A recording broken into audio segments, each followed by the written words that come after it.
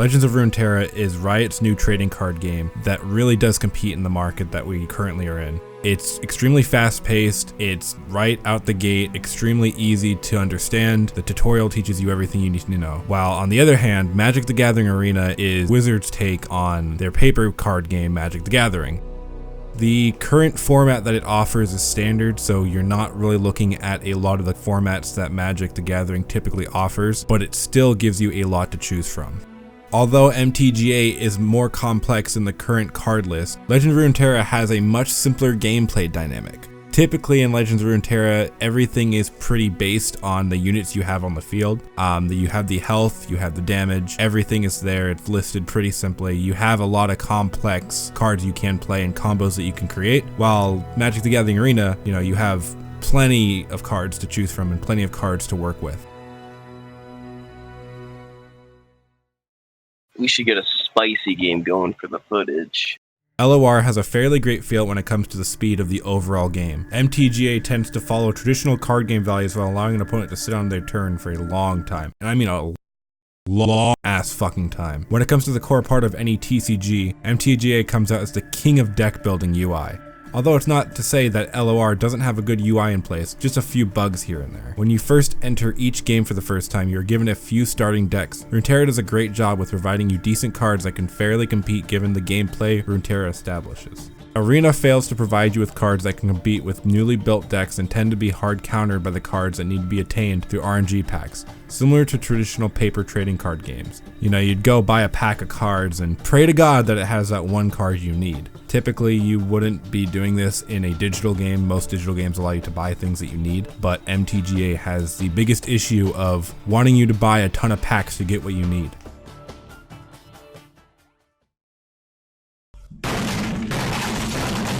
Speaking on the topic of progression, Magic Arena tends to be pretty stingy with their current progression model. Most of their freebies tend to be locked behind similar challenges as Runeterra, except the rewards seem very small and lackluster. Magic Arena's current progression system is time locked pretty heavily, while Runeterra's is experience based with no time lock.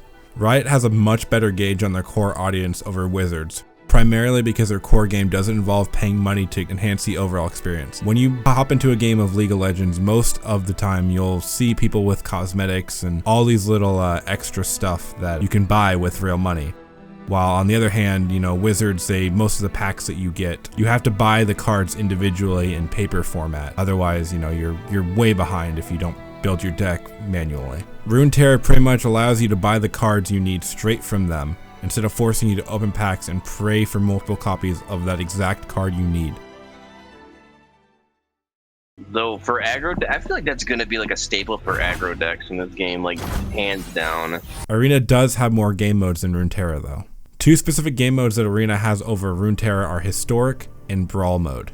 To simplify the issue with both, Brawl is a variation of another more enjoyed format of paper Magic, but is locked behind a monthly pay gate that isn't worth the time to bypass when you need assistance from third-party websites. Traditionally, the third-party websites, they allow you to play the Brawl mode for free, but the issue with it is it's extremely clunky and they have to direct challenge you. That's how they allow you to play Brawl without having to pay, but it's not worth the wait and it's not worth the frustration that it causes. Historic mode allows you to use any cards that were rotate out. But then again, ranked queues in this mode are limited and are made that way so players can build meta decks that will eventually get rotated out anyways. That's probably my biggest issue with Magic, is you don't really have the option of being able to build these creative decks and play them all the time competitively. You have to wait for the specific rank queue to get rolled in.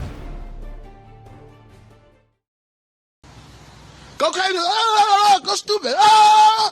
Go crazy! To sum this video up, I honestly feel that Runeterra beats out Magic Arena for a lot of specific reasons.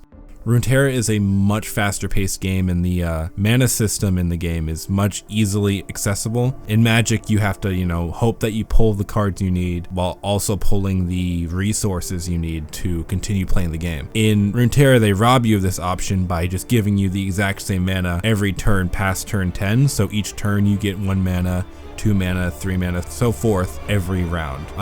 The other thing I dislike about Arena is the card pools that you get anyways. I mean, I don't know if Riot will end up doing this, but the cards that you get in Arena tend to be rotated out. Well, thanks for watching, and I'll see you guys later.